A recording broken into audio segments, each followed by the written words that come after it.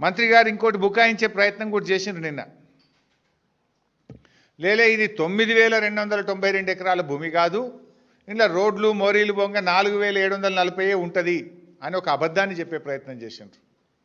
నేను అథారిటీగా చెప్తున్నా, ఎందుకంటే ఆ రోజు cabinet sub committee on revenue resource mobilization చైర్మన్గా నేను పనిచేసిన. ఆ రోజు ఆర్థిక మంత్రిగా క్యాబినెట్ సబ్ కమిటీ చైర్మన్గా నేనున్నాను. నాతో పాటు కేటీఆర్ గారు, ప్రశాంత్ రెడ్డి గారు, ఇంకా కొంతమంది గౌరవ మంత్రులు సభ్యులుగా ఆ రోజు పనిచేసినారు. ఈ ప్రతిపాదన మా ముందుకు కూడా వచ్చింది.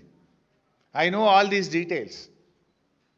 ఎందుకంటే మంత్రి గారు నువ్వు చెప్తున్నది శుద్ధ అబద్ధం. నేను సవాల్ చేస్తున్న శ్రీధర్ బాబు గారికి, నిజంగా 4740 ఎకరాలే ఈ ప్రభుత్వం పెట్టిందా? దీని మీద బహిరంగ చర్చకు నువ్వు సిద్ధంగా ఉన్నావా?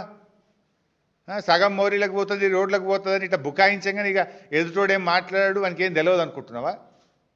మేము కూడా ఆ రోజు ప్రభుత్వంలో ఉన్నాం కదా. అంటే దాన్ని తగ్గించి సగానికి సగం తగ్గించి చూపే ప్రయత్నం చేస్తూ ఉన్నాడు శ్రీధర్ బాబు గారు.